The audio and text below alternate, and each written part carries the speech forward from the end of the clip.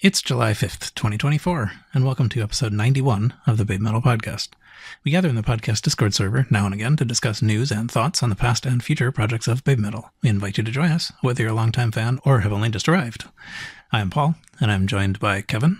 Burgers, brats, Moa, and beer. And Maggie. Actual Moa beer. And special guest this time, Steven, a.k.a. funnytoss. Hello there. Hello. Hello. All right, hello. Spanning the globe. Mm-hmm. That's right. That's right. Now that you think about it, we got East Coast U.S., West Coast U.S., and Taiwan, right? Is that where you're at? That's correct. Okay. Yep. It's basically the world tour as defined by bands. The world. Yep. Right? Exactly. And this is the first time we're getting to talk together. America. Okay, who's in here? Who's in the chat room from Europe? You want to just hop in just so we have the representation? Lippy's here. Imagination is here. Yep. And this is actually the first time that, Steven and I, we're getting to actually talk to each other. So that's kind of cool. Wait, is that right? Yeah. Oh, you weren't here last time I was on? Really? I was not. No, I was not. Oh, wow. I Okay. love that. That's I guess great. it has been a minute. Awesome. Mm-hmm. Yeah. I think something had happened. I wasn't able to be there because of something personal, I think. It's like something happened, but yeah, I wasn't able to participate. But now I am, so we're good. Awesome. Hooray. Mm-hmm. No, I was just trying to figure out when Steven was here last. It's been a few years. Mm-hmm. I think it has, actually. It was during the seal, right? Yeah. That sounds I'm pretty sure. plausible. Yep. Well, if we look at the guest collaboration thread, that's probably the last time I was here. So Yeah, true. That's June 2021. Wow. June 2021. That explains it. Yeah, no, I was out of town. I was not able to participate. That's right. That's why I wasn't here. Yeah. Yeah. Time has That was really 3 years ago. zoomed Holy over. moly. That is crazy. Yeah. I can't believe it. And if you wanted to go back and hear that episode, it was, I think, called Translating BABYMETAL. All right, then. Well, now that that's sorted, Paul, take it away. Yeah. Right. Yep. So the general topic that we're going to talk about today is a series of interviews that Kobametal gave and funnytoss and Capable Paramedic translated. Mm-hmm. And so we're going to sort of just talk through some of the stuff that we learn from those. And so that's what we're leading up to. Before that, I suppose we can talk a little bit about recent news. We're recording on July 5th. Yeah. And so yesterday, Moa got older. Yeah, she's 25. 25. now. She's getting up there. Quarter of a century. That's right.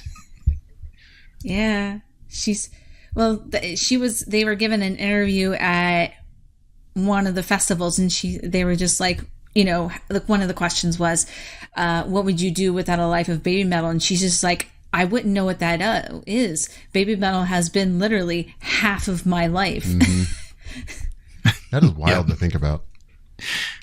Mm-hmm. Yeah, and at the same time, I think we also, speculate that they do well when they're not touring. They're fairly targeted in their participation, particularly earlier. So there's a lot of the year when they weren't doing that. Mm-hmm. but still, yeah, that's what they all know. Basically, life is at this point. Although that interview was kind of nice because she had mentioned that she was like, BABYMETAL has been half my life, and I've, it's always been Moa metal, but I have now learned to live. This is not exact word for word, but basically she says she kind of has learned to live her own life for the benefit of Moa metal as well. So that's kind of nice to hear. And considering we know a lot, like she does have friends outside of everything and that she hangs out with, we're all very aware of that. But so it is kind of nice that she tries to keep fresh and keep herself grounded and like life's not all about baby metal and stuff. So it is kind of nice. I don't know. I felt it was, but even though it's hard for us to understand. yeah. Is it not all about baby metal? In contrast, we have Sue, who just apparently disappears. Right. Who goes back to her coffin in between shows because she's literally just gone. Genuinely. Yeah, so every morning, a very normal thing for me to do every birthday is because all the fan artists in Japan generally post at 12 a.m. on the day of the birthday. And so every year I wake up in the morning, I open Twitter, and then I start archiving the birthday art that everyone drew. Oh, wow, that's cool.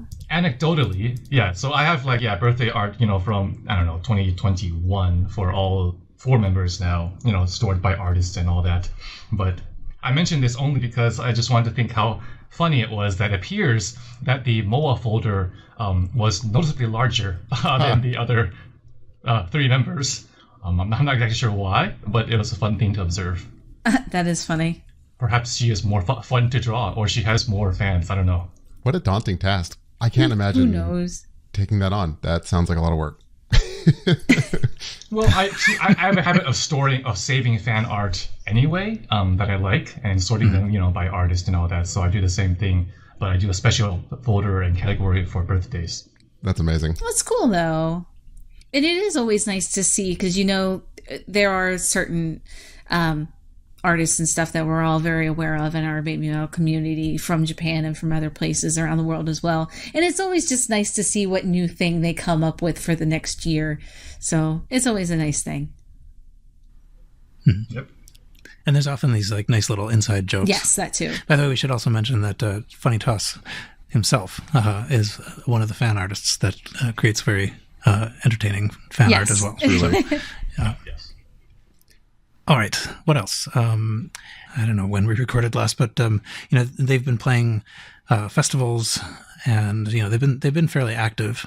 There is a recent announcement that is pretty consequential. It's actually announced this very day. Baby Metal is set to finally, after all these years, perform in South America, specifically in Brazil at Knotfest. They are playing October 20th. It's Knotfest Brazil is the October 19th and 20th. On the first day, on the 19th, there's Dragon Force and Mudvayne and some other bands and stuff too. Oh, actually, I have it pulled right up here. Amon Amarth, Meshuggah, Project 46, Eminence, and some other people that I'm not as familiar with. And then on the 20th, which is the day Baby Metal's playing, there's Bad Omens, Till Lindemann from Rammstein, POD, and some other bands I'm not as familiar with. But they are playing in Brazil and South America, which is, I did make a look, is the first time that they've played Central/South America. So, this has been a long time coming. Yeah, no, they have never been in South America at all. Yeah. The farthest south I've ever been is Mexico, and that's definitely not South America. It was Mexico City. Was it May 9th, 2015? I had it written down. I did research. Look at me. Instead of being look at you. Well, I think I actually looked it up. Yeah, pretty cool. Super happy for everybody down there. I know they've been clamoring It's been on to get this group down there for a long time. My first thought is just that Baby Metal did this so they could remove 1/4 of the comments that appear on every single post that they have. Come to Brazil. Right? Actually. Yeah, exactly. Next time, we're going to start saying, come to Brazil again. Yeah. Come back. We have cookies. Right. Come back to Brazil. Yeah, but that's exciting, though. They've had some connection with Knotfest for a long time, but they've never played one, right? They were going to, and it got canceled, or people thought they were going to. I forget what it is, but this is not the first Knotfest they're at. I think this is the first Knotfest.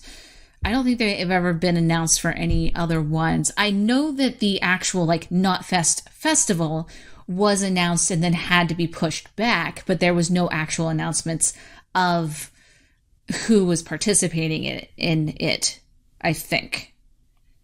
I'm pretty sure. I thought they were pretty. Yeah, that's what I thought. I thought they were on the billing for Knotfest Japan pre-COVID, and then COVID happened, and that killed it. And then 2021, and that was postponed again. Yeah. Speaking of which, I got to update the Ultimate Fan spreadsheet with this new show. Do you have the power to do so? Well, I basically, because it was dead, so I made a copy of it, and then nice. I updated it. Okay, yeah. So I guess probably that's the most major news to talk about. So I guess we could pivot to the actual topic. We're going to start, I guess, with one interview from April 6th, 2023, or at least that's when it was published, from Hedoban, volume 39, interview with Kobametal. This was just after Fox Day 2023, and it's in fact actually it's a little bit weird sometimes reading these because you have to put yourself back in the the time frame when some things have happened and some things have not. So we know how certain things turned out that weren't known at the time. But so this one in particular talks a fair amount about sort of like what goes into putting on these shows. It's actually it's a extensive interview, and we're not going to read it to you, but we are still going to assume that you have not read it, and we'll sort of talk through parts of it. And Stephen's going to know this better than all of us, having worked very hard on turning it from Japanese into English. So I guess that's the intro to it. So I don't know, Stephen, did you want to maybe say anything about approaching this and kind of what overall you kind of wanted to talk about in it? Yeah, sure, no problem. Thanks for the intro. So the idea, when you guys invited me on, you want to talk about some recent interviews that might have gone, overlooked or are more interesting. And so the first thing that came to mind was to talk about Koba interviews, because no one cares about Koba. And everyone loves the girls and members, obviously. No, but for real though, I chose this one because it's about more behind the scenes and how you put on a BABYMETAL show. Incidentally, actually, I had the chance to talk to someone who has actually worked behind the scenes on a BABYMETAL show in Japan as one of the lighting and lighting techs, actually. Cool. Offline. It was kind of hard to communicate because they were only fluent in Japanese, but what they said largely aligned with what Koba talked about in the BABYMETAL show. So just to sort of walk people through what the interview talks about, I think the first thing that people will notice is how epic a lot of their shows in Japan are, and people wonder how that comes about. And so in this interview, Koba mentions that basically every single Japanese solo show effectively has a story that they want to tell. So for example, if we think of shows that they had in recent history, BABYMETAL Returns back in January of 2023, where they had the theme, of course, of BABYMETAL returning from the seal, and the other one, concept album, and plus the Metalverse universe concept, which then, of course, once you have those as an idea, you can figure out what you want to do. So they had the Metalverse members, on stage, and then Doki Doki Morning with 6 people, on stage and all that. And then BABYMETAL Begins, of course, had its own story as well, with Momo joining BABYMETAL and new BABYMETAL. And then Legend MM, of course, had its own story as well of Momo's birthday. So they decide on the story for what they want to tell for each show, and then sort of work their way out from there, building it like a movie. Koba said in an interview he literally will create storyboards like you have in a movie, and then each song in the set list is more like the soundtrack for a scene. So I found that was quite interesting in comparison to their, I don't want to say stagnant, but very consistent overseas set list, where they play. You can basically predict to a very large extent what they're going to play. Pretty much the same, the top most popular and most hype songs as they've been, touring around. And obviously, there are practical and I think logistical reasons for repeating themselves a lot. But it is interesting to see how different it is that they do their large Japanese shows in this way. And I think we can talk a bit more about that, why they do so few shows in Japan, but why each one is so big and unique, and they don't really do the same thing each time. Yeah. So that was the first thing. I know that in the past it's been mentioned that he had, and I think this was in a prior interview or in the little tiny book that was released for the 10-year anniversary. I believe it's what it was in.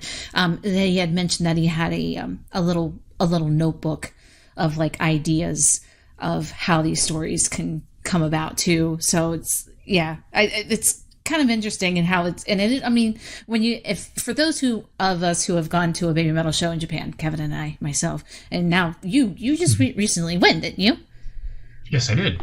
You did. So you know as well that like it is very theatrical. These shows are very big and just fancy. And then of course the people who are watching them on the DVDs and stuff too, but it's a lot. There's a lot going on in those shows. Mm-hmm. I've always sort of thought that all of the other stuff that happens in these shows, the lighting and the stages moving around and all that stuff, are somewhat underappreciated in a way by the audience. I mean, but there's a huge amount that goes into all of that staging.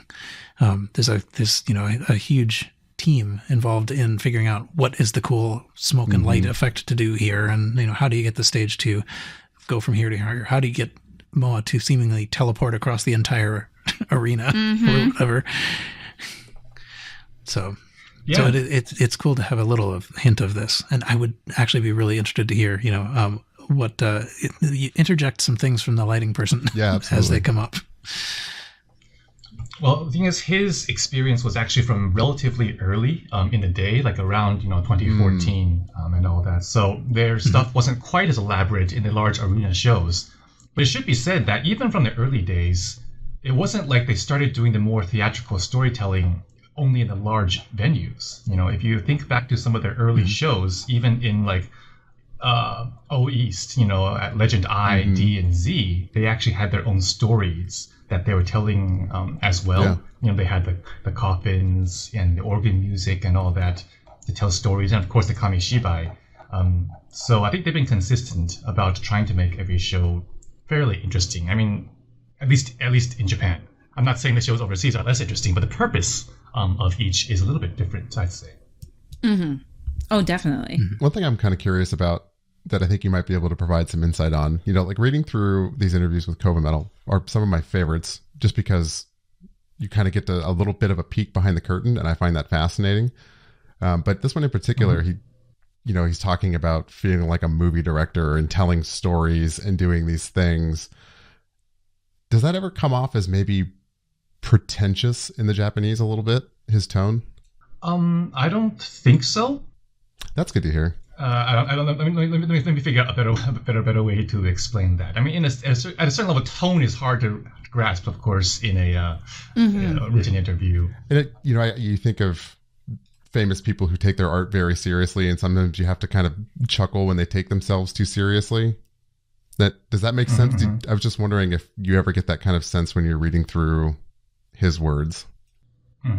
Okay, so I know how to answer that then, because I think overall, I've written or read a lot of Koba and the members, of course, at this point. So that helps to inform the overall context. So actually in another companion interview where he talks about, genre mixing and all that, the way he talks about, music, I think really demonstrates to a certain extent how open-minded he is to different ideas and inspiration. And that's in large part why BABYMETAL is, the way they are, because he doesn't necessarily have an idea of this is the way things have to be and the way they ought to be, in the other interview that we may have time to talk about later on, he talks about, genre mixing. And in his early days when he was younger, he did get along with metalheads. I mean, he was a metal fan first and foremost, but he had friends who were fans of all different kinds of genre, whether it's dance music, which was totally, not okay for a metal fan to like back in the day.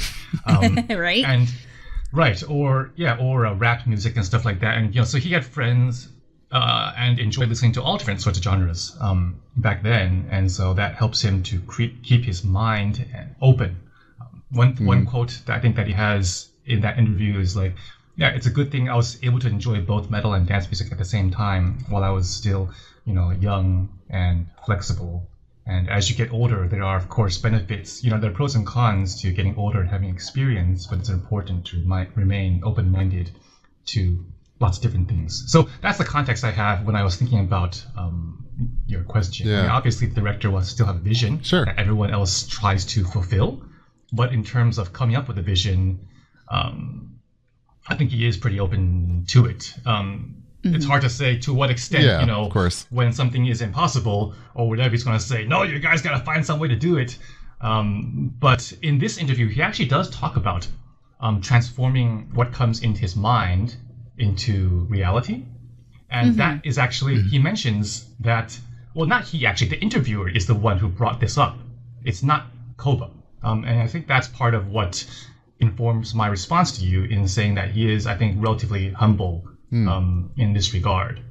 Yeah, because the interviewer is the one who brought up things like, well, how amazing each set list is, not each set list, the sets are, and how other lighting teams or costume and prop teams, they say that they want to try and work with BABYMETAL because they have an opportunity to do something wild and fascinating that they wouldn't have a chance to do otherwise. Sure. Right. Yeah, so Koba says that the staff often tells him that his ideas run counter to established theory and procedure. Like other artists' stage productions, they tend to follow fairly similar convergent ideas. But Koba doesn't really have a good idea of what's standard practice. And so that's why other teams that they work with say that working on BABYMETAL projects is interesting and rewarding and totally different compared to how most concerts are created. And so the staff in other lighting and sound companies talk about wanting to participate in a BABYMETAL stage production. They find their creative minds stimulating. Oh, interesting. This is what the interview said. Yeah. So I think that's the way to look at it. That's cool, though. Yeah, so Koba gives an example, actually. He says, at Makuhari, Koba says, well, I'm imagining a scene where the members are petrified and frozen, buried behind a gigantic wall, and 10 apostles appear and chant a spell, and the stone collapses, and the resurrected members would emerge seated on thrones, right? And then normally people would say, like, how is that even possible? We can't do that, and it would be rejected at the budget approval stage, just due to how expensive it was. But as we know in hindsight, at BABYMETAL Returns, that's literally what they did, right? Yeah, exactly. Yeah, but they somehow turned, that outlandish, crazy sentence into reality. And I think it's obviously very gratifying to be able to pull that off as, a stage production worker. So yeah, I'm sure. And they really do kind of touch all of the stagecrafts, don't they? Lighting, construction, pyro, all of that kind of stuff. Costuming. Yeah. Got to bring that up. Absolutely. Yeah, yeah. This was also in the context of the things being generally one shot. Exactly. Rather than being able to learn as you go along and do things better the third and fourth times, it's like one time and it's over. And that was also right there in the context of the support teams, the staging teams finding this kind of like exciting to sort of participate in. Right, you basically got one shot to get it right because they essentially do not reuse the same concept or props or stage setting in Japan. Again, in Japan, more than well, I mean, okay, they use each one like twice for the most part, right? Like you have they'll do the same show twice, and that's it. Like in comparison, there are some other bands, like Iron Maiden or Rammstein. They'll travel around the world with these huge sets, but they'll do the same show like 30 times around the world, and that's quite different from you have experience to work off of and benefit from. In comparison with BABYMETAL, you got to do everything from scratch every single time, which has again its pros and cons. I think we as the audience benefit from seeing something fresh each time, and as a staff, it's a lot more work for them for sure. So incidentally, I wonder like how much money BABYMETAL actually makes from each show, because I don't think their tickets are actually that expensive, all things considered. But the cost it takes them to put on, a show, given that you're not reusing material and all that, like, I feel like, yeah, it doesn't make that much sense to do it the way they do it, but, I mean, as far as reusing things, I know there has been a couple of times, and only a couple times that I'm personally aware of, where, because I know obviously Amuse is their, backing people they're the ones with the money and stuff. I know that they used the centerpiece from the Tokyo Dome show. They actually reused it for a perfume performance in Japan. I believe, or it might have been the other way around. They used that center staging for a perfume performance, but I can't remember if the perfume performance came first or the BABYMETAL one came first. But I do know that for a fact that was reused in and of itself.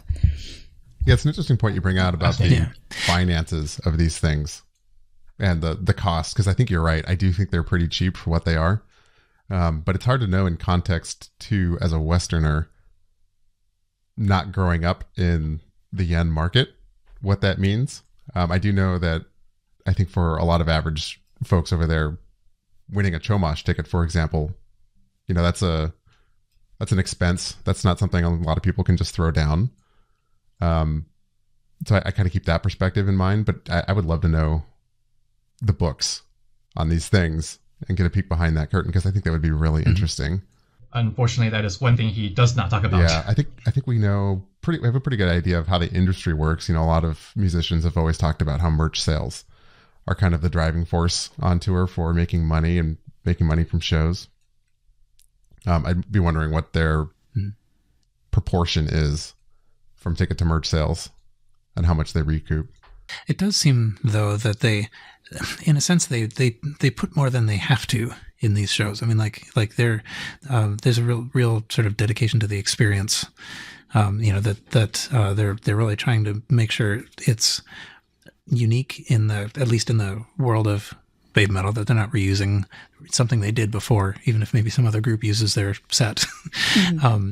And there's a couple of times.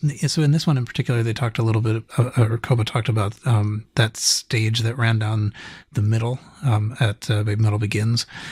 As part of what that allows for is for people to feel less disconnected, because it's in a big stage. There's a risk that some of the audience is going to feel left behind, and Koba seems to be very intent on trying to avoid that as much as possible. So that was another thing I remember at some point being discussed about Tokyo Dome was that as well. That having that very tall center stage and the members on top did allow the people at the edges to really feel part of the show.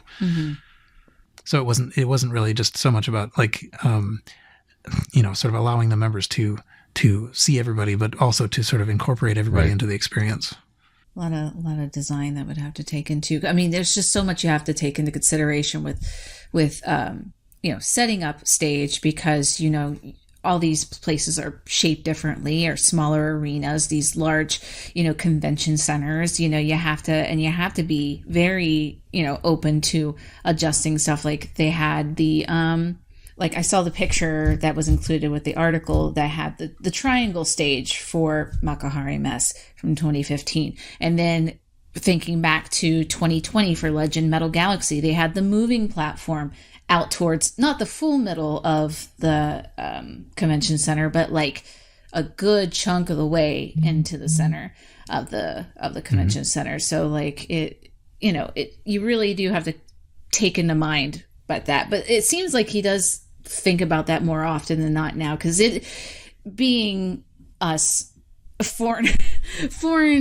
attendees do kind of get placed in like weird places when we get to go, and we do kind of get stuck in the back. It is kind of hard to see sometimes, but there have been times where it's like you're right there seeing everything, and it's really nice. So it does make it feel more connected to what's going on, because you're not having to use binoculars to see anybody. Yeah, no, they're small enough as it is already. So right. Yeah. Well, I think there was it wasn't this interview, but it was another interview with Koba where he mentioned tightening the belt a little bit post-COVID. Yes, I was just going to go into that actually. Well, perfect. Yeah, I mean, take it away. I don't remember the salient details of it, but he did talk about how the concert landscape changed. Yeah, no, he's just talking about how the prices of things, have gone up, a lot, especially after COVID. That includes concert tickets as well. But so how do you make these things, still relatively accessible. I mean, as far as we can tell, BABYMETAL, they haven't really decreased the costs of their tickets that much. But in that context, like, if you're doing the same shows and you didn't decrease tickets, then you're taking a loss compared to before, because things just definitely cost Right. more. But we have seen, I think, people complain, I think, to a certain extent, how we haven't seen stage settings as elaborate as, let's say, Legend S, for a long time. We've been seeing them do more large video screens, for example. Now, that could be a stylistic choice, of course, but that could also be a cost thing. Like, it's got to be cheaper. Like, Legend, MM, for example, looked relatively cheap, to put on in terms of how the stage setup was. It was mostly, a big screen. Of course, they had that big elevator coming from the roof where Momo came down before singing, but otherwise it was relatively simple if you compare it to, let's say, Legend S. So I think that's in part a practical concern based upon costs and stuff like that. On the other hand, in Okinawa, they ended up building, those big ass shisa heads too. So yeah, I was just going to talk about that. Yeah, those things were huge, and that was the first time I've really, in a hot minute since. Yes, well, they did build those doors for BABYMETAL Begin or Returns. Yeah. And they of course, did build P the big Arena had doors that pretty thing. complex, stage with going up and down and the three O's. So that couldn't have been cheap either. So it's hard to say how much they really are trying to save money and how much is just a artistic thing. But yeah, he does mention that costs are expensive, and he tries to take that into account, because at the end of the day, you do want people to still come, but you do want to make it special. So I think they do a decent job of that. I don't think prices for tickets have increased drastically, at least in Japan. I don't know about overseas. I see the price for VIP overseas sometimes, and I'm just like, oh, that's crazy. It has gone up. It has been going up steadily every tour. Yeah, it has. Yeah. And it also, at this point now, it kind of depends on where they're going to. Like, sometimes some places are a little cheaper than others, so it's variable in the prices as well. But it has risen. So the question I have here actually is, how are prices set for these kinds of overseas tours? Like, does BABYMETAL charge, let's say, the venue a certain amount of money, and then but the venue or the venue group, let's say Live, I don't know, Live Nation, they set the prices, for the tickets, you know what I mean? Like, I don't know how it actually works there. I'm not 100% sure either. I know that certain venues are run by Live Nation, so I'm sure there's some background for that. And I know that sometimes tours are sponsored by Live Nation. I think they have been for the last few years. They've been sponsored by Live Nation. But as far as like what the actual cost of tickets are, that I'm not 100% sure. I think Live Nation actually owns a lot of the venues too. Yeah. I guess what I'm getting at is mostly, I'm just kind of guessing that BABYMETAL doesn't make any more money from VIP being sold at, $200 compared to like $500 in different cities. I feel like for them, they probably get paid the same. And then the difference is probably Of the venue. Yeah. Like Live Nation gets the difference, and they charge what they want. Yeah. Yeah, it's hard to know. I'm sure the venue gets a lot. I'm sure Ticketmaster, Live Nation gets their chunk, and I'm sure it's a negotiated rate with BABYMETAL or any group, right? Yeah. That's performing. Yeah, most likely negotiated. Yeah. Yeah. Well, only the boss God knows. At the end of the day. But, True that. Now that we're kind of segueing into overseas shows, this is the next thing. Well, not the next thing. Another thing that Koba talks about, which is different styles of performance. He mentions that in previous interviews, he talked about how there are a few, I think, dominant styles that you can categorize different concerts into. There's the theatrical style, of course, that we've been talking about. There's also what the Japanese call strong style, which is we call it, I think, a minimalist kind of show, where if you say theatrical is, with all the huge, lights and props and stories, the strong style is kind of just the performers, and the music on a minimalistic stage, just showing off your specific talents as opposed to your team's. That would also be references like stripped down performances. Yes, exactly. And so he talks about how it's important for BABYMETAL to remain flexible and to be able to do both. Like, it's important to be able to, let's say, hold a theatrical show and to be able to enter a story and create the story, like, create a movie in a sense, but it's also important to be able to perform as yourself, let's say on a festival, that's kind of as pure as it gets, right? All you have is the members on stage and the commies in the background doing their thing. And if you're able to win over people at that kind of situation, that's a different kind of skill and talent. And so they do theatrical shows in Japan, and they do a relatively stripped down, strong style overseas. And those require different kinds of mindsets and flexibility from the members as well. And so they like to do both to keep themselves, I think, flexible. Mm-hmm. Not that I wouldn't want to see a theatrical show overseas, but I think they do serve different purposes. Or, of course, this could just be Koba making stuff up to justify why the overseas shows are relatively sparse compared to, Japan. Right. But I do believe that it is more interesting for the members to do different kinds of things. I would agree with that. Oh, yeah. I think, too, it's cost would be my number one guess, right? Why they have only done the Forum and Wembley as the only large-scale productions outside of Japan. Mm-hmm. Everything is just more expensive outside of Japan for them. It's particularly now with the yen being really bad. Right. Yeah, which is great for us, but not so great for their overseas tours. Right. Right. Like, I would not be surprised if the show at the Forum cost an order of magnitude more than, say, Tokyo Dome, just for the fact of it being in Los Angeles. Mm-hmm. And the stage still broke down. Yeah. Oh, yeah. I forgot about that. Yeah. I'm pretty sure that at some point, this is going back a little bit, but there was at some point, Koba talked a bit about the video screens actually sort of providing more like flexibility in terms of than like physical set does, because it can sort of change, song to song. So I do think there is a certain kind of intention beyond just cost to using the video screens to sort of open up the possibilities, even though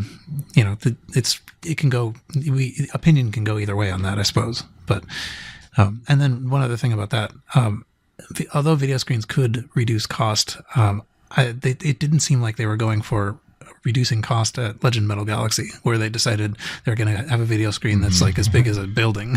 The size of the building, that thing was huge. Yeah, well, he talks about the importance of the visibility and getting everybody involved in all of these productions, right? And, a video wall is a great way to do that. You can put a camera on the members and make them 70 feet tall. Everybody in the building is going to be able to see them. Yeah, yeah.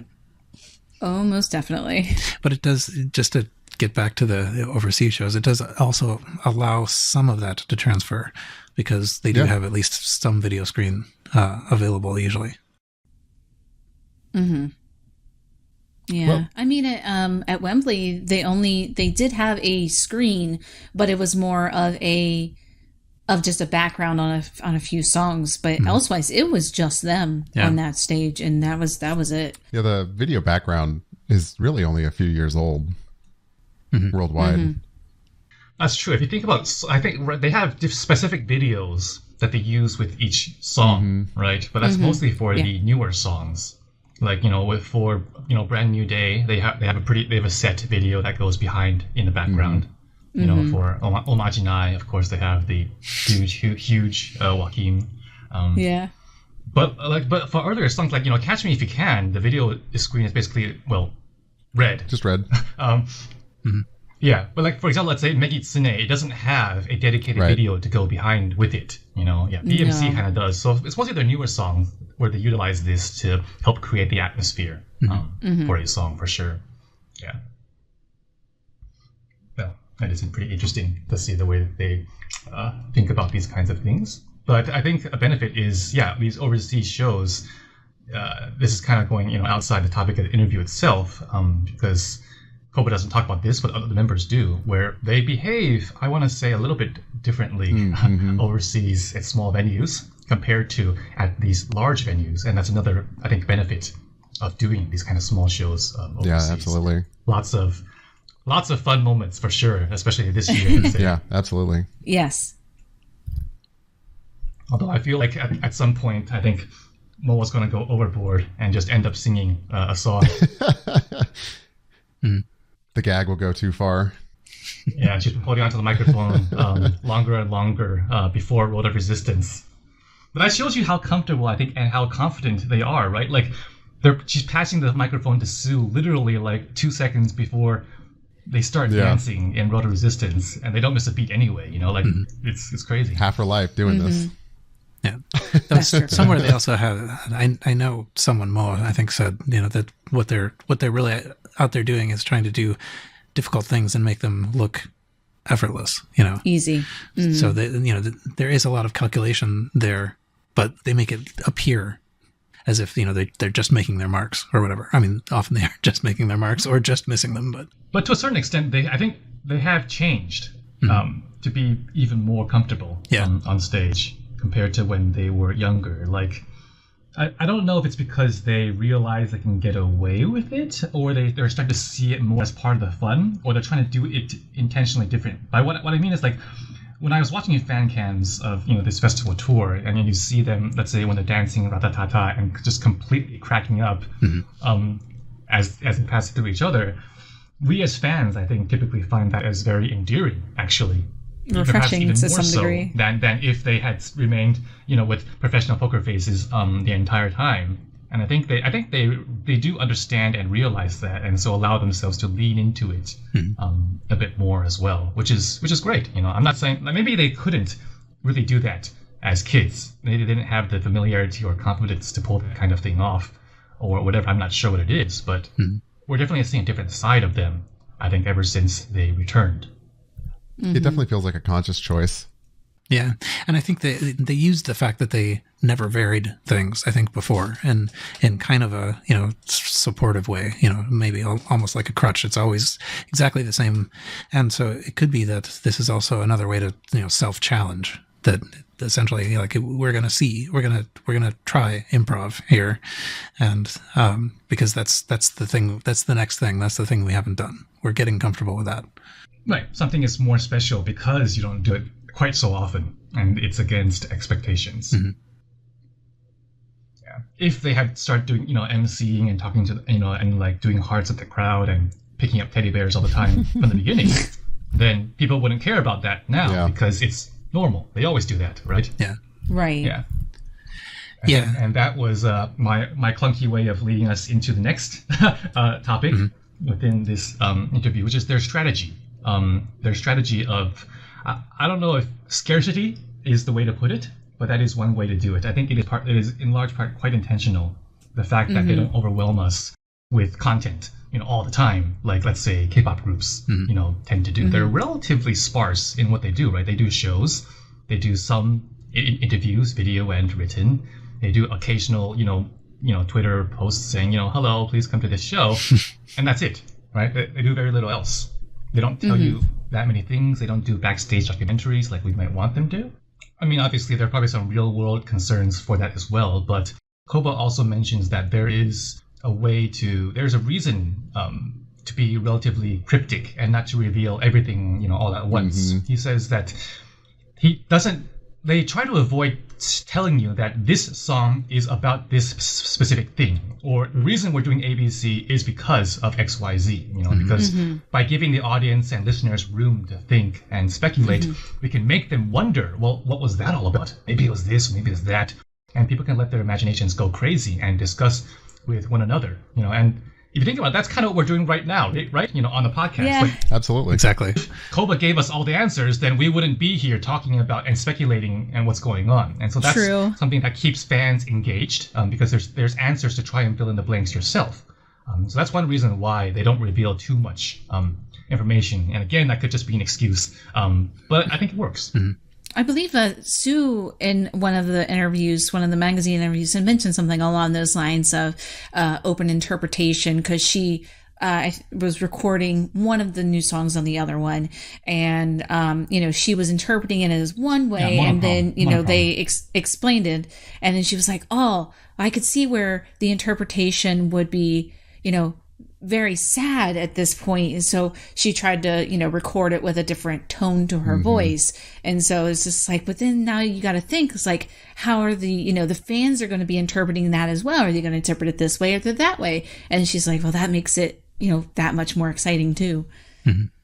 Yeah. Koba said something, he was sort of making an analogy to like a spoiler in a movie, that if the artist just says this is what the answer is, then that's it. It takes the fun out of it. And indeed, we are on episode 91. I mean, like we are benefiting from the fact that there are things to talk about and things, different interpretations you can take. Yeah, I think people are very quick to criticize the lore and the crypticism of everything this group does. I really actually kind of enjoy it. For those reasons that you guys just mentioned, it's fun to get in here and talk about all this stuff. But being fans of other groups, you just kind of listen to the music and you're done.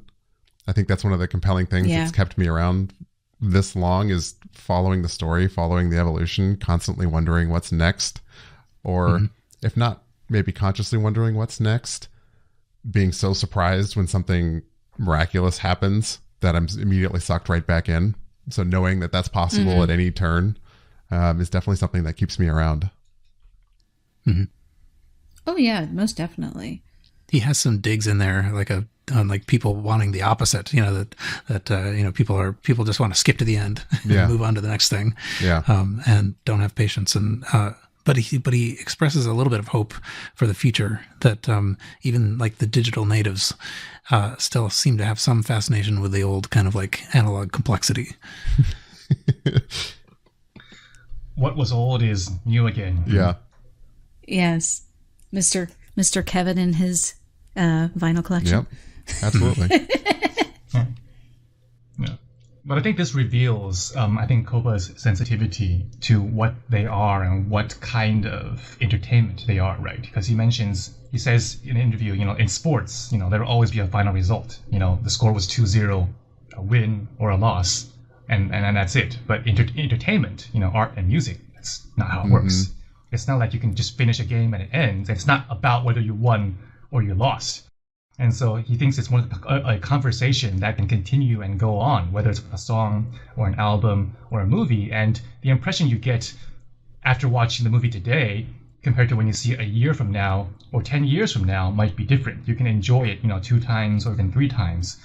Even if you've seen it before, you might forget it and realize, you rewatch it and see different things each time. That's very different from a sports game. Like, typically speaking, you don't rewatch a sports game, especially if you already know the score, right? You just jump to the box score and see who won and lost and move on. Like, you might rewatch a few very, very special games, like the game where your favorite team won the championship or whatever, but you're not going to rewatch them. You're going to just watch a few highlights here and there, and that's it. You never go back to them. And so that's a very different way of looking at entertainment. I think he's very clearly understanding how to make something lasting, and in part that is to leave room for the viewers to think, as opposed to spoon-feeding them the answer. Yeah, very and then true. He mentions that in context, as Paul mentioned, comparison with the so-called Gen Z TikTok generation, where people will watch videos on 1.5 speed and jump to the end, or do shorts where they just put the highlights and put all the highlights into one short 30-second video, and you're gone and you move on to the next thing. There's a contrast over there, but he does mention it's not like Gen Z only has an appetite for such quick spoon-fed things. There is still interest in so-called retro things and analog things, like taking purikura physical photos, when you could do the same thing with an iPhone, right? Why do it in a time-consuming and inconvenient way? There's still appeal to that, so that helps. I think he understands very well what the fans want, even before the fans themselves know it. And in a sense, that kind of goes back to what you were saying before about to what extent is he like a controlling auteur or whatever director? And I think this feels like he's not. He's saying, I have an idea, feel free to interpret it a different way. Like he's leaving that open.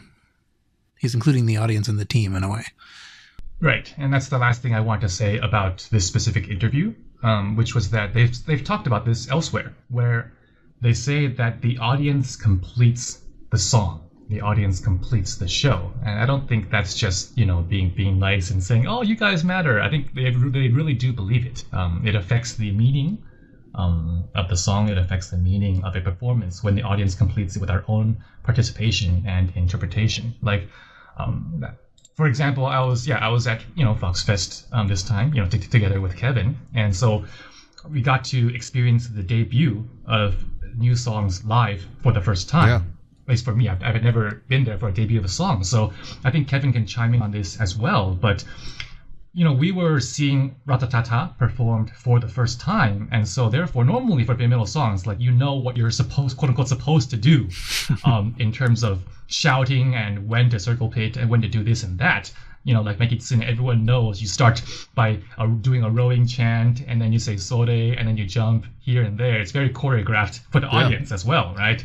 We have our roles to play in this big drama. We are also actors in this. But Ratatata is a new song. Like I was on the top floor, very far away on the first day, but that allowed me to observe the pit very clearly. And it was fascinating to see the audience figure out or learn or create what is the participation for this song in real time, when to begin circle pitting, when to shout, foo, foo. Mm-hmm. That wasn't a thing, I think, on day one. No, it was not. Day two is when it started to become much clearer. The dum, dum, dum, ooh, yeah. Dum. And then they took that, and now it's become part of their video screen, right, for overseas festivals and the opening. And so we really do, I think, complete and create these shows together with them, and that's part of their appeal. Yeah, absolutely. I agree with all of that. Mm-hmm. Same thing happened with Papaya when it debuted. The towels were not a thing on the first day, but everybody had one on the second day. Yep. And now they're using T-shirts to encourage those who are not familiar with BABYMETAL. What a great bit of marketing. To take your shirts off.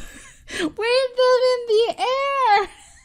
Yeah, I think she changed how she expressed that thought after the first time.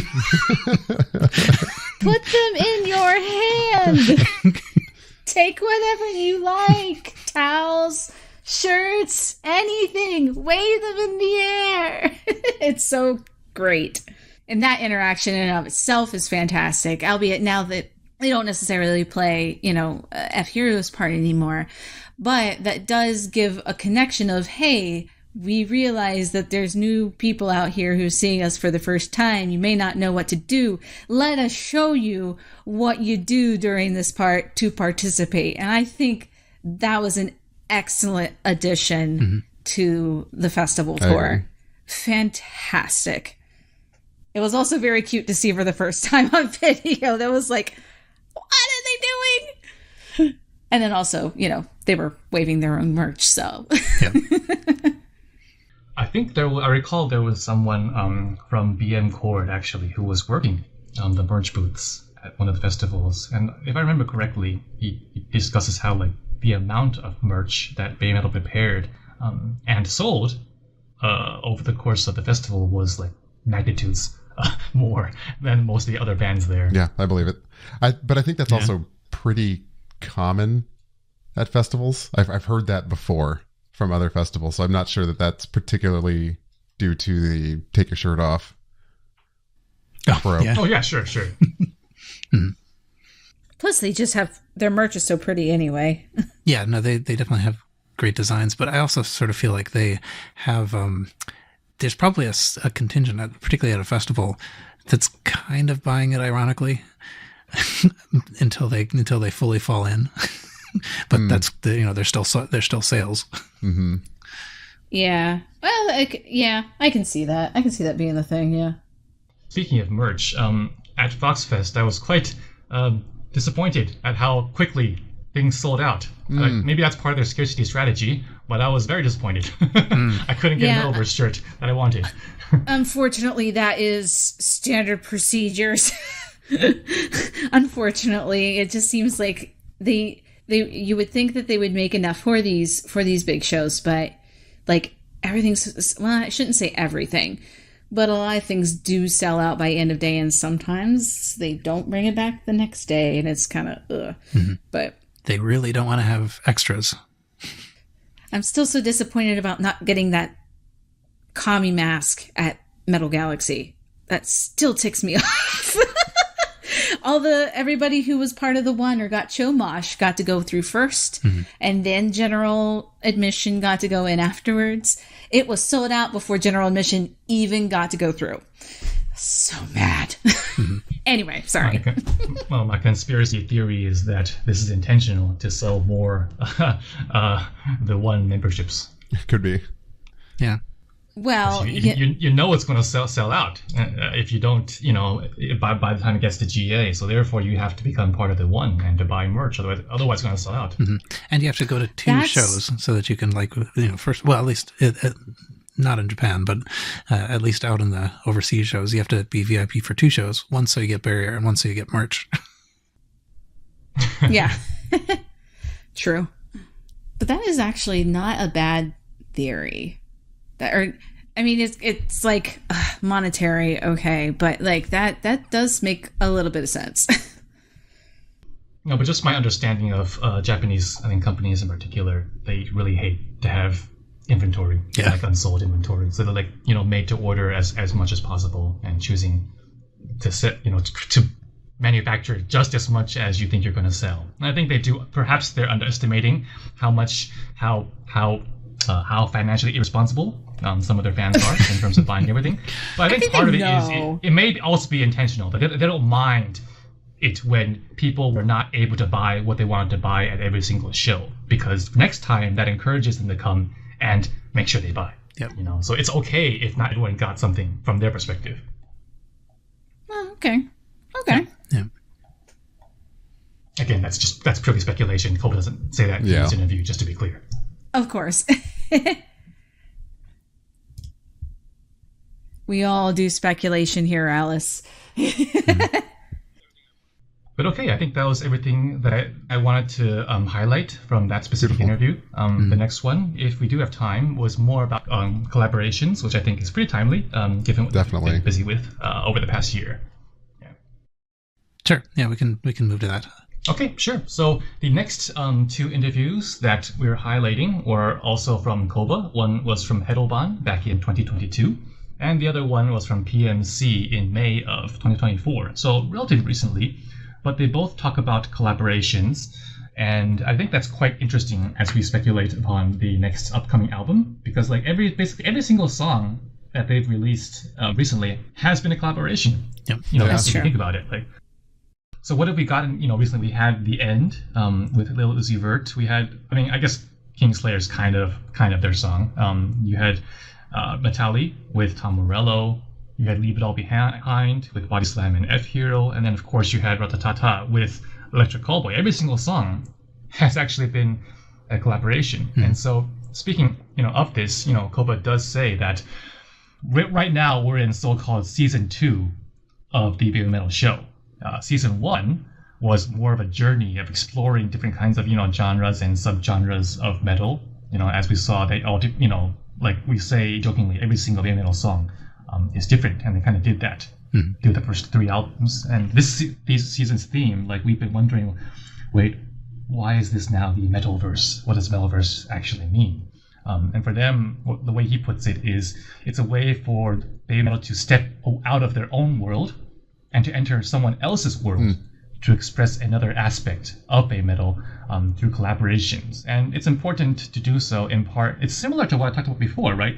You're able to do big theatrical shows in Japan, but you're also able to do small, intimate, stripped-down shows, overseas. So we're able to do our own so-called style, and we're able to do a complete different, Electric Callboy style song if we want to, and that keeps them creatively fresh as well. Mm-hmm. Though I think I would say, particularly with Leave It All Behind and Ratatata, all groups involved managed to stay true to themselves. There was a little bit of adapting maybe of each to the other, which I think is sort of important. But at the same time, it was not just something stapled on some stereotypical bit from the group and otherwise it wasn't just like one group's song with someone else participating. It was really collaborative. And I think that's true of at least both of these last two. Even though it's kind of interesting, I think at least with Electric Callboy and BABYMETAL, I have certainly heard the opposite opinion that Electric Callboy fans say, this is an Electric Callboy song that BABYMETAL participated in, and BABYMETAL fans say this is a BABYMETAL song that Electric Callboy participated in. But I do think that they both got themselves into it, and I really felt that strongly too with Leave It All Behind, that they that everybody cooperated in a way. Right, because Leave It All Behind doesn't sound really like any of Body Slam's songs. It's much heavier in style compared to most of their songs. Definitely. Yeah. And for, let's say, Metalli, as soon as the guitar riffs came in, it gave me a huge Rage Against the Machine vibe to it. Yeah, oh, absolutely. And the end, I mean, the end basically isn't a distinctly BABYMETAL song. In terms of instrumentation, it's basically a Pale Dusk, song. So they definitely, I think, challenged themselves to do something just to learn something or absorb something from the other artists that they work with. And the way Koba puts it is that, usually bands operate with fixed members, right? But then when other artists join in, there are different singing styles, among other things. It really highlights their unique characteristics. So by working with other artists, our members, we learn and absorb from these other artists, and there's a positive feedback cycle that will improve their own performance as they learn different ways to do things or to interpret things or to perform. At the very least, we got cat ears on stage out of this. So. Right. That's true. Which, not to go backwards here, but we were talking about having more fun on the stage and conscious decisions to do things like that now. And that is definitely one of them. Great example. And I honestly think they couldn't have, let's say, gotten away with doing that before. No. If they had worn cat ears to Download at 2014, it would have been booed off stage, you know what I'm saying? And now they can get away with it because they're established. Yeah. And once you're established, you can do things, and maybe you should do things differently compared to when you were still making a name for yourself and trying to get taken seriously. Totally agree. In this interview, he also does sort of talk a bit about like what makes a good collaboration. He talks about the collaborations being having to have some substance to them, and sort of, I don't know, dismisses commercial collaborations where it's really just kind of lending your own name just for the buzz of it.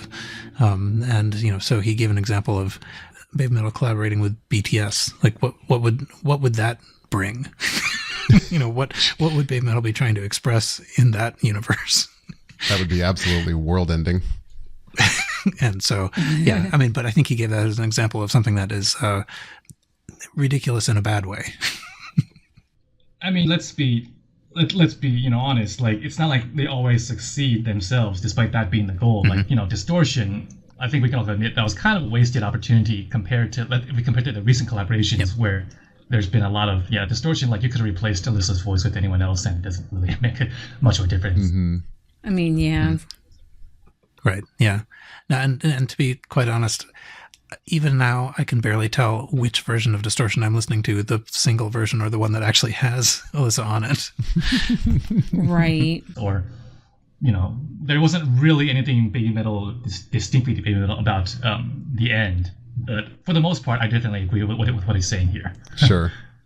But yeah, for the most part, I understand what they're going for, at least especially with their collaborations in over the past year or 2 years. And I think I wouldn't be surprised if their next album is a full album of collaborations, and with each song being even more wildly diverse compared to, when Metalli was released, actually, during interviews, someone in the interview asked Koba, well, this song has been very well received, is this going to be a template for what we can expect from BABYMETAL moving forward?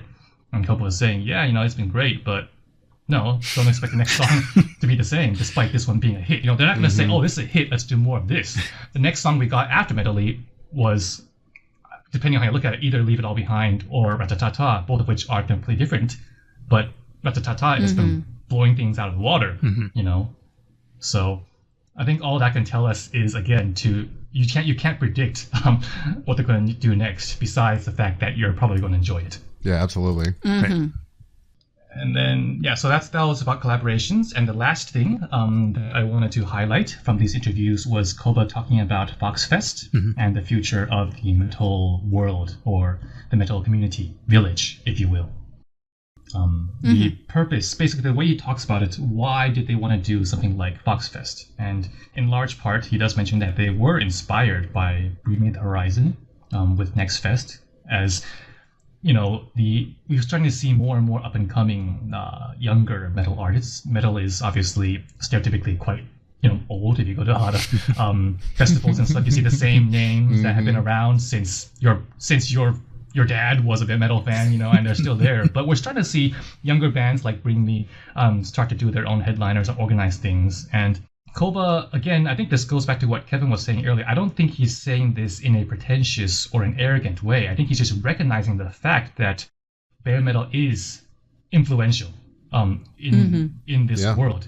And they're not running away from this responsibility. They're taking on the challenge of helping to lead the next generation of metal. And so that's why they want to do something like similar to Next Fest. They hosted Fox Fest and they invited a variety of different artists to showcase them to the Japanese audience that might not have been as familiar with these kind of groups. And so they chose, when Fox Fest was first announced, we did speculate, they're going to invite, Metallica and Iron Maiden to come, and that would have been cool as well. But they specifically chose mostly young and upcoming bands to showcase instead. I think the purpose of that is to say that, hey, this is something new that we want to introduce you guys to, and to keep the flame, to pass on and carry the torch forward, so to say. So that's a new role that I've seen them taking on. Like in season 1, they were first demonstrating that they were worthy in this world of metal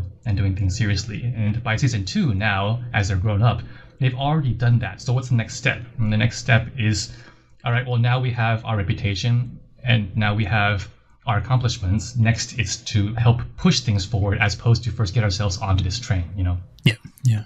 So they see themselves differently compared to what they did before. And I think that's appropriate, given that they're now adults. Yeah, it was interesting to see him talk about Fox Fest as basically just a collection of people that are in their generation. All the people were roughly, started and sort of occupying the same time space as BABYMETAL was. So, and then including Asterism and Metalverse was even a nod toward the next generation after them. But yeah, there was an interview sometime not that long ago where I think Mo was talking about how great it would be to have to have a festival and invite all these people like Metallica and whatever. But that's ultimately doesn't sound like that was what Fox Fest was about. Fox Fest was about like, this is the post Metallica age. Maybe it's the post Slayer age. Although depending upon how you look at it, it could be related too, though.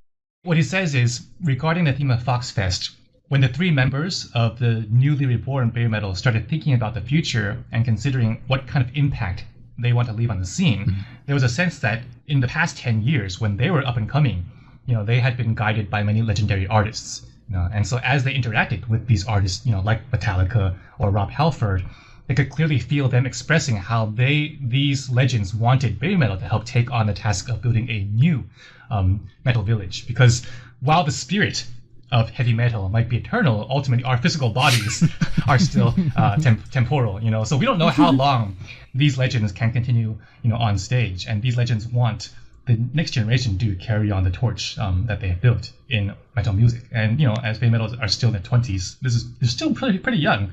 All things considered. And so, yeah, there's a new sense of responsibility and passing it forward. Like, they got a lot of help from legends before, and now they themselves are legends to a certain extent, and now they're also trying to do the same thing for the next generation. And he doesn't say it in a bragging way, for sure. It's just more of a acknowledging. It's not a fake humbleness or whatever. It's just, this is who we are. We can see what it is what it is. Yeah. Matter of fact. Paying it forward of a sort. Put that. Yeah. Yes, exactly. Yeah, in there he talked a little bit too about who they invited and them being approximately the same generation and so forth. And then we get to Bill Murray, and it's essentially like, it's Koba just wanted to see Bill Murray perform, so Bill Murray got invited, and the idea was this is somebody completely unknown in Japan. And that is definitely how it played. He does mention they did invite other artists, but scheduling didn't work. So if they do another Fox Fest, we could see something very different or larger in scale, for example. So I don't think what we saw this time is going to be predictive. Yeah. It's not like, oh well, they didn't invite my favorite band XYZ, therefore BABYMETAL hates them or whatever. They may very well have, Right. and the schedule just didn't work out. Yeah. He mentioned that it was kind of right in the middle of festival season, and it was complex to get people to Japan, so it might not be at the same kind of time if they do another one. Probably expensive too. And now he's specifically talking about Bill Murray. He mentioned that basically he didn't care what it cost. He was going to make it happen for them. Yeah, in my notes I wrote, money no object. Yeah, pretty much. Yeah.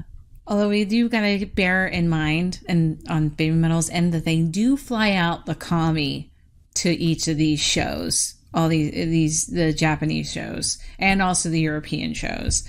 They do fly them out all the time. So that's also something monetary. Is just like, holy crap. Yeah, well, they pay the commies in sandwiches and exposures. Well, not just the commie, but whenever they put a show on anywhere, they have a small army that travels with them. That is true. That being said, I noticed incidentally for the August shows, I think Barone is not available.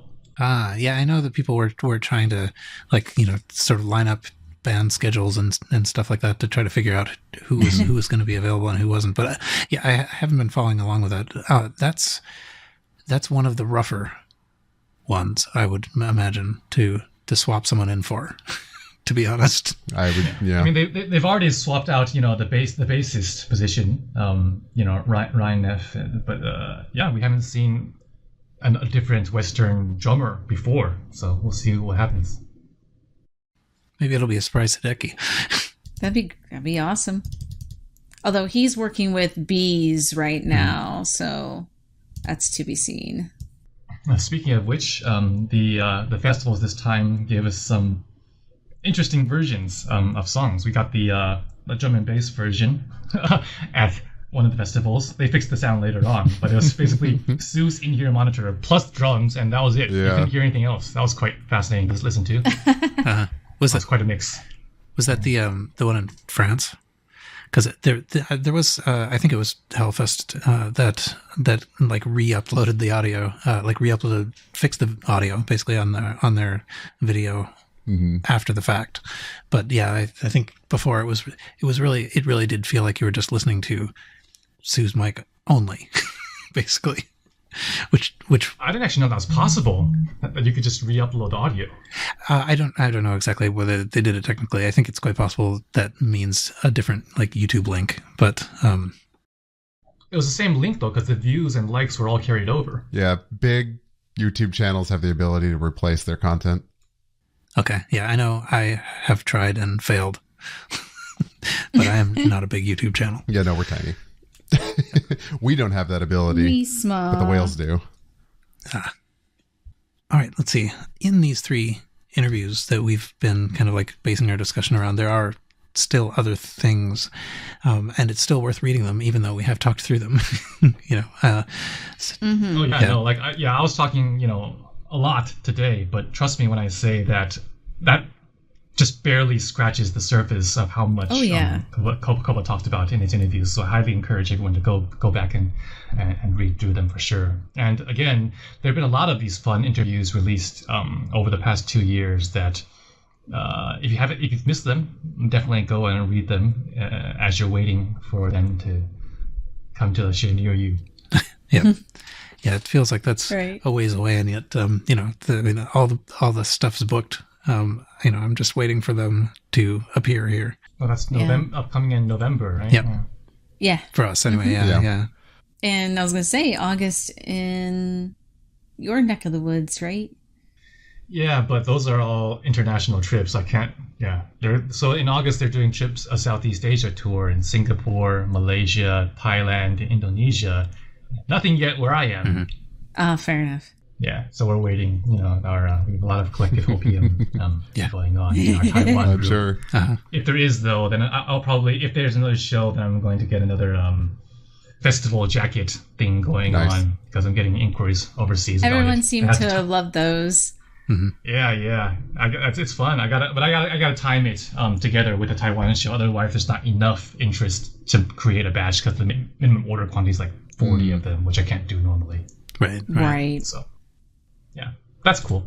We're going to try and wrap it up here. If you had three big takeaways from the 3 interviews we've been kind of talking and you've been guiding us through, what would they be? I mean, the first takeaway I would say is that BABYMETAL, they are who they are, for better and for worse. And I think some people enjoy themselves by complaining about things, and I get that. That's Yes, the same thing. That's not unique to BABYMETAL, to be clear. No, it is not. Some people enjoy complaining about Star Wars more than watching Star Wars itself, and that's just the way it goes. But if your goal is to actually enjoy them, then I think accepting and understanding BABYMETAL for who they are will make it a lot more enjoyable experience. And so I think Kobametal helps explain who they are much more clearly in these interviews. And I think you can see for yourself if that aligns with what you want. And, if you do, you're going to be, you're going to have a good time like we do here on the podcast. And if you don't, at the very least, you kind of have a better idea of the intentionality behind their decisions, again, for better and for worse. So again, I think that's my recommendation, is to just accept them, for who they are, and you'll have a more enjoyable time. Yeah. And I think the second point is just to definitely go and see them in person when you have the opportunity to, because there is something very unique about every single performance. I don't really know how to put it. Like this just came to mind to me because a lot of other Japanese groups that I enjoy, like listening to, let's say on Spotify, they've also been touring in Taiwan, my country, recently. But like BABYMETAL's still the only group that I would prioritize above all other events and to make sure I go to. Other groups, I'll be like, okay, I'll pencil it in, but if something else comes up, I'll be like, okay, well, I gotta prioritize that. BABYMETAL's the only group where I will have to go to a show. I don't care what it is. I don't care if the set list is the same thing as the EU or the US set list from before. I'm going to go to a show because there's going to be something magical about being there in person, for sure. I don't know exactly why, but it is. I think part of that, though, is the so-called mystery and the sense of story and the sense of audience participation that's there. And so that's the second point. Definitely try and get yourself to a show if you're able to, if your circumstances allow you to. And the last point is, again, just to remain, I think, open-minded about what they're doing, because they're talking about collaborations and new things. And the very nature of doing new things means that, again, you're doing things that haven't been done before. And that's almost going to guarantee that there's something that's not going to hit perfectly, with you. That's the age-old debate about set lists, right? Like, fans want you to play the hits. Fans also want new stuff, and there's an inherent conflict, between the two when you start playing, the deep cuts versus the greatest hits. And I think we're going with the new album. I expect we're going to see a lot of experimentation again, and there are going to be songs that aren't going to hit, that don't hit, and there are going to be songs that do hit. But you can't be afraid to experiment if you want to do something new. You have to allow yourself to bomb in order to make some good material. So I think it's just important to keep that in perspective. And if we want this band to continue blowing our socks off and surprising us, we have to accept and enjoy the fact that not everything's going to be for me, and that's okay. But overall, this process of allowing themselves to not follow the formula and not follow what's necessarily commercially successful based upon statistics and analytics is what makes this band so unique and interesting to watch. They're going to do things as artists as opposed to a paint by the numbers committee. And so just to, again, I think I'm reinforcing this thing to accept them for who they are, better and for worse, and you're going to enjoy yourself a lot more. At least that's my philosophy when it comes to entertainment. Love all that. Yeah. No notes. That makes a lot of sense. Yeah, exactly. All right. Yeah, and I do think that these interviews really do give you, if you hadn't detected the strategy and the plan and the commitment and so forth, it really does highlight that there's a real vision that they're going for. There is a plan. There's a plan. Yeah. that being said, their Twitter, their social media is atrociously hilarious. Constant typos and mistakes, and so that's not planned. But yeah, I'm still not convinced they employ a full-time English translator. Yeah, and also I think it has long been speculated that Kobametal is, actually at the helm on those tweets. Yes. And I forget now, it was like the World Cup Korea was playing or something like that. And right. The official BABYMETAL feed contained a Go Korea kind of message or something before it was quickly deleted because he was like looking at the wrong account or whatever. But yeah, everything gets posted like 6 times. Because it has to be like the typo has to be fixed or the tag has to be fixed or something. Mm-hmm. It's endearing. Yes. All right. Well, I think we can probably close that off here. There's, as we've been saying, there's much more to read and absorb, but this has been super useful actually to talk through this stuff. So, and I hope everybody listening also agrees. Yeah. If anybody out there doesn't know, where can people find you, Stephen? So I spend way too much time in BABYMETAL related Discords and Reddit. I have my own Twitter account, and that's where I post these translations. I try to post them all over the place so people have a chance to find them. So in various BABYMETAL related Facebook groups, the official, semi-official Reddit BM Discord. But if you want, you can directly follow me. Search just for funnytoss 1. funnytoss is already taken, so I'm funnytoss 1 on Twitter or X as they call it nowadays. So I post my artwork and my translations there as well. So yeah, definitely follow me there if you want to stay updated on these things.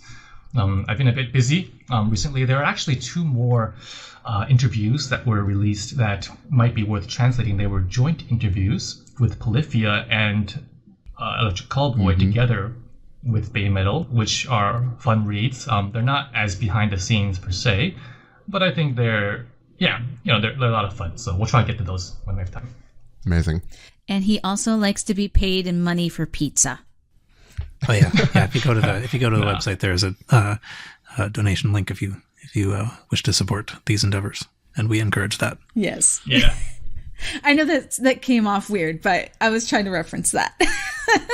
No. But just to be clear, that's totally. It's not a Patreon. There's no paywall behind it. I just got there were too many people who wanted to say things and would be annoyed if I didn't give the opportunity to. So I decided to open it up, and eventually it's paid for a show. Amazing. To Japan at this point, and I appreciate it. A lot. Incredible. That's very excellent to hear. Nice. Mm-hmm. Okay, I think we can wrap it up there. Thank you, Stephen, for joining us. Yes, thanks you so Stephen. much. Yeah, thanks for having me. It's a lot of fun. And that's it for this episode. You can join us on the BABYMETAL Podcast Discord to continue the conversation. Rating the podcast on whatever platform you listen on will help people find it, so please do that.